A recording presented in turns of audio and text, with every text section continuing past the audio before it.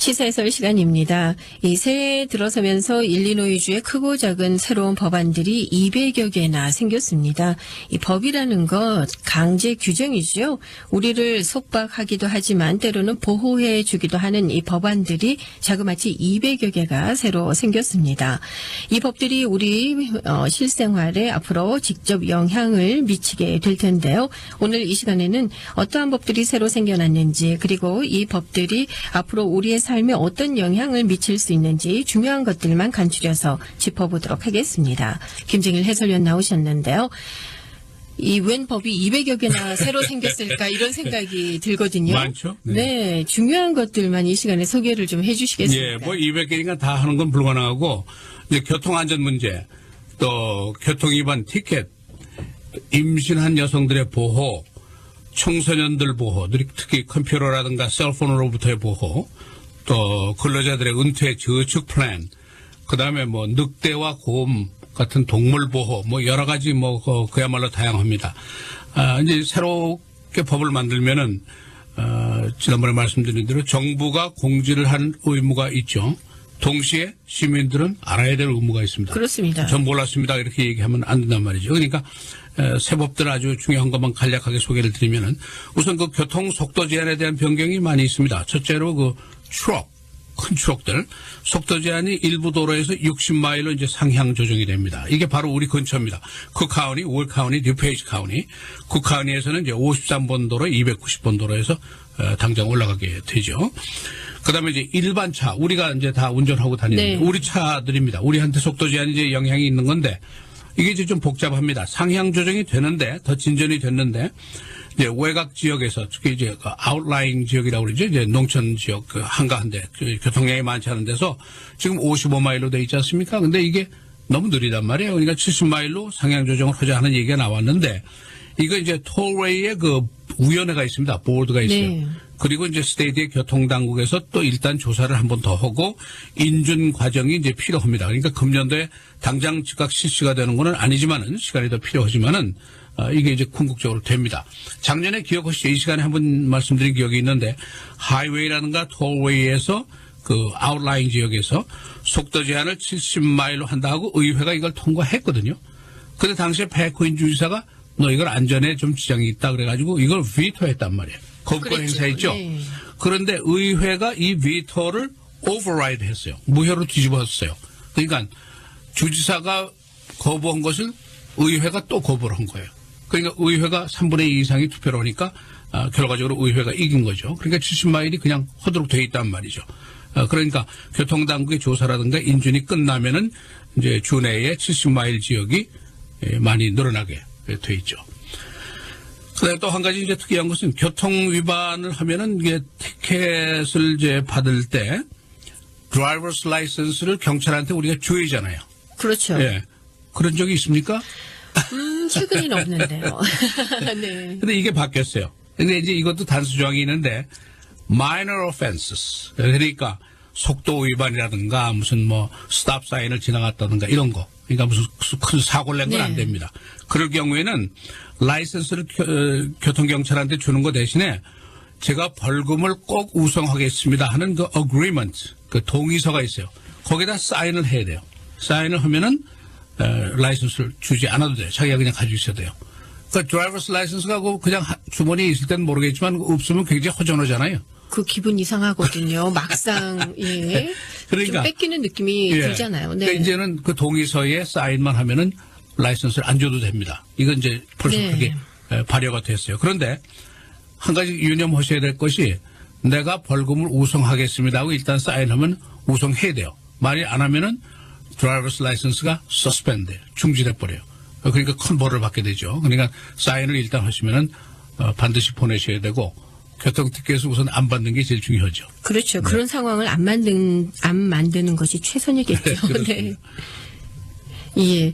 자, 교통법규 이외에 뭐 다른 여러 가지 법 규정들도 새로 생겼는데요. 특히 여성이나 또 미성년자 보호 규정도 있지 않습니까? 네, 그렇습니다. 네. 근데 경찰 얘기 하나만 더 말씀드리면은, 이제 티켓에 이제 쿼터가 있다고 그러잖아요. 이제 쿼터를 금지시켰어요. 그러니까 이제 경찰들이 어떤 경찰서, 뭐 일괄적인 건 아니겠습니다만은 경찰서에서 오늘 경찰관 1인당 뭐 티켓을 5장씩 끊어라, 10장씩 끊어라 이렇게 쿼터를 준다.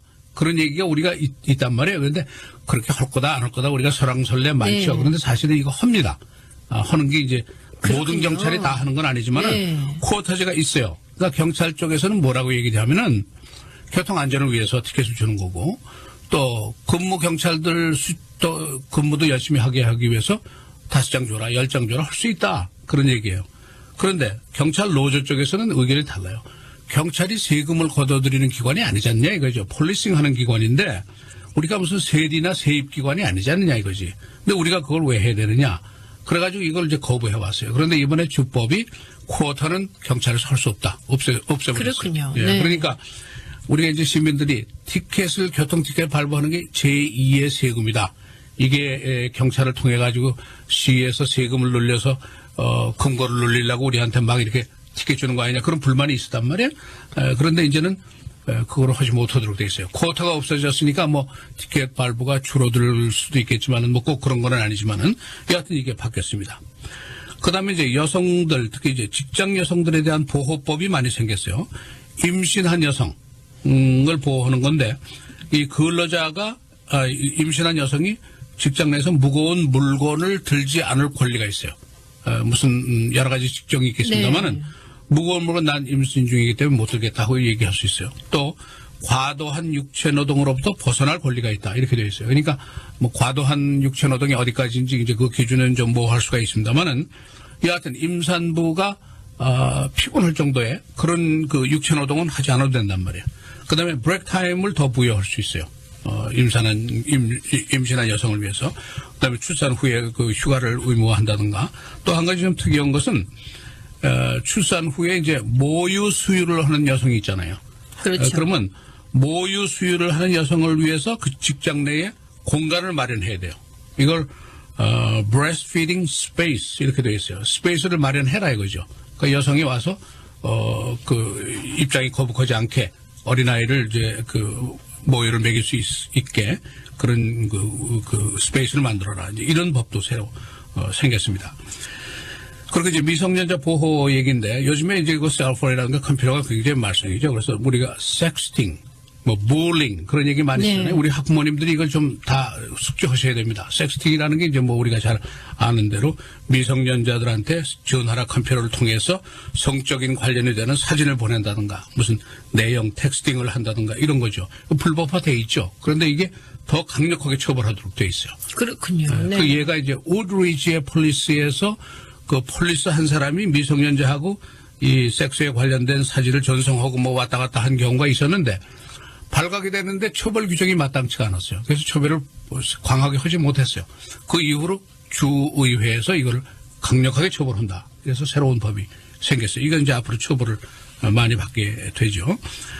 그 다음에 이제 그 청소년들이 그 경범죄라든가 무슨 법을 위반해서 그러면 이제 기록에 남지 않습니까? 그런데 이것이 이제 중범으로 기소가 이제 인다이트먼트가 되지 않는 경우에는 18살이 되면은 그 죄를 그 위법한 사실에 대한 레코드를 자동적으로 지워버리도록 이렇게 돼 있어요. 그러니까 청소년들 18살 이전에 무슨 조그만 실수를 했는데 네. 이게 계속 따라다니면은 취업을 하는데도 지장이 있고 그럴 수 있잖아요. 그렇죠. 그러니까 청소년들은 어릴 때 다소간의 실수는 할 수 있으니까 이걸 아주 레코드를 없애버린다 이렇게 돼 있죠. 이것도 새로운 법입니다. 그다음에 이제 요즘에 그 아까 말씀드린 거 그 섹스팅하고 비슷한 얘기인데 사이버 불링이라는 얘기가 많죠. 그러니까 이제 그 전화라든가 이 셀폰 가지고 아이들 못 살게 구는 거예요. 이거 그 버벌리 말로 하는 게 아니라 그 전화 가지고 네. 또 컴퓨터 가지고 못 살게 하잖아요. 그러니까 왕따도 만들고 그런 거 있단 말이에요. 근데 이게 굉장히 많죠. 근데 이거를 이제 조사를 강력하게 하고 처벌하도록 되어 있는데 그전에는 학교 밖에서 이런 일이 있으면은 학교가 책임을 지지 않았어요. 근데 앞으로는 그 학생이 이런 사이버 불링을 당한다든가 그러면은 밖에서 일어난 일이라도 학교가 조사할 책임을 부여했어요. 그 학교 당국이 이거를 확실하게 조사를 해서 제소를 하든지 처벌하든지 해라 이런 얘기죠. 그러니까 청소년 보호와 임산부 보호에 대한 법이 지금 말씀드린 대로 이렇게 많이 생겼습니다. 그렇군요. 특히 여성들을 보호하기 위한 여러 가지 법률들은 경영자 측에서는 좀 잘 염두에 둬야 될 그런 부분이 아닌가 싶네요. 물론이죠. 예. 자, 어제는 이 중소기업 근로자의 은퇴, 저축 관련 법안도 등장하지 않았습니까? 어떤 법안인가요? 이게 좀 어떻게 보면 좀 까다로운데요. 스몰 비즈니스에 해당한 겁니다. 그러니까 은퇴 저축에 대한 플랜을 하는 건데 고용주가 고용인에게 은퇴 저축의 플랜이 있다 이런 거를 하면 어떻게 했느냐 하고 제안할 의무가 있어요. 오퍼를 할 의무가 있어요. 그냥 아무 소리도 안 하고 그냥 지나가면 안 돼요. 이런 플랜이 있는데 하겠습니까? 하고 제안을 할 의무가 있다. 네. 이걸 패퀸이 어제 서명을 했죠. 그러니까 이게 해당이 어디냐면은 25명 이상을 고용한 스몰 비즈니스에 해당합니다. 그 이하는 해당이 안 되고. 그 다음에 이제 개인적으로 그 리타이먼트 세이빙 그 옵션을 이제 오퍼를 해주는 건데 가령 401k라든가 펜션 플랜이라든가 이런 게 없는 기업의 고용주들이 여기 해당이 되는 것이죠. 그러니까 근로자들이 쉽게 얘기하면 페이첵을 받는데 거기서 일정량 3%, 4%를 매달 띄어서 저축을 하는 거예요. 그래서 일반 그 금융관리 회사에다가 관리를 주는 거죠. 아니면은 이게 또 수수료가 들어가고 돈이 들어가면은 주에서 이걸 관리해 주겠다 이거예요. 주 정부에서 네. 그 어카운트를 새로 만들겠다 이거죠.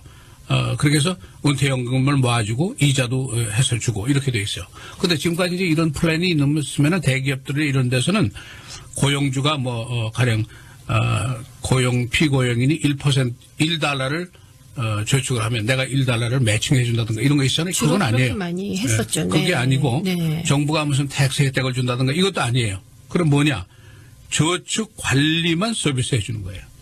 그러니까 조금 다르죠. 그렇네요. 2017년 6월 1일부터 이제 이게 실효가 됩니다. 이제 왜 이게 생겼느냐? 저소득 근로자들 또 중간소득 근로자들이 소셜 시큐리티에 의존해서 은퇴하는 사람들이 굉장히 많단 말이에요, 미국에. 그러니까 굉장히 힘들게 살잖아요. 우선 당장 1년에서 한 250만 명이 여기 해당이 되는데 그래서 다른 주도 마찬가지이기 때문에 캘리포니아라든가 커네티컷, 메릴랜드, 매사추세츠, 미네소타 이런 데서 이미 이런 걸 실시를 하고 있습니다. 그래서 일리노이 주에도 이번에 실시를 하고 이제 패퀸은 내일 모레 이제 사라지지만은 네. 어제 서명을 했어요. 그 다음에 이제 또 한 가지는 동물 보호예요. 그 늑대, 그레이 올프라우죠, 올프. 그 다음에 블랙비어. 일리노이에도 이 뭡니까 이 곰이 있어요. 곰 그렇습니까? 늑대. 네. 그다음에 그 마운틴 라이언이라는 건 뭐라 그러나요? 우리가 이거 뭐 표범 같은 건데 그것도 보호동물로 지정이 되어 있습니다. 그러니까 일리노이주에서 이거를 사냥을 위해서 사냥하는 걸로 금지되어 있어요. 내가 육체적으로 생명의 위협을 받으면은 쏠 수 있지만은 이게 보호 대상으로 되어 있습니다. 그러니까 이 동물들을 이제 사냥을 하지 못하도록 이렇게 되어 있죠. 그 뭐 이 밖에도 뭐 여러 가지 잡다한 것들이 뭐 200가지나 되니까 많은데 네. 가령 이제 예를 들어서 전기 담배 요즘에 그 뭐 일렉트로닉 시가렛이라고 그러죠. 이건 미성년자들한테 판매 금지입니다. 네. 근데 이것도 그냥 이렇게 카운터 앞에 놓고 팔지 못하고 카운터 뒤에만 반드시 놓고 팔아라. 미성년자들 보호하기 위해서 그런 법도 생겼어요. 그러니까 뭐 잡다하고 뭐 크고 작은 여러 가지 법들이 생겼는데 그 중에 정리해서 이제 지금 말씀드린 거 이런 겁니다. 그러니까 이게 이제 새 법이죠. 그러니까 지금 말씀드린 대로 임산부라든가 미성년자를 보호할 수 있는 법도 있고 또 우리를 제약하는 법도 있어요. 그러나 하여튼 일단 법이니까 우리가 다 알고 있어야죠. 알고 네. 지켜야죠. 그렇습니다. 그게 이제 네. 새해부터 시작이 됩니다. 예. 자, 오늘 시사 해설 시간에는 2015년 새해 이 일리노이주의 크고 작은 새로운 법안들이 200여 개나 생겼습니다. 어떤 법안들이 다시 생겨났는지 살펴봤습니다. 이 몇 가지 법안들은 뭐 저희가 200개를 다 알 수는 없지만 네. 기억해야 될 법안들이 좀 있었어요. 네. 네. 드라이버스 라이선스 뺏기지 마십시오. 네. 일단은 걸리지 않도록 최선을 예. 다하겠습니다. 그럼요. 2015년에는 말이죠. 예. 자, 수고하셨고요. 내일 이 시간에 다시 뵙겠습니다. 고맙습니다. 감사합니다.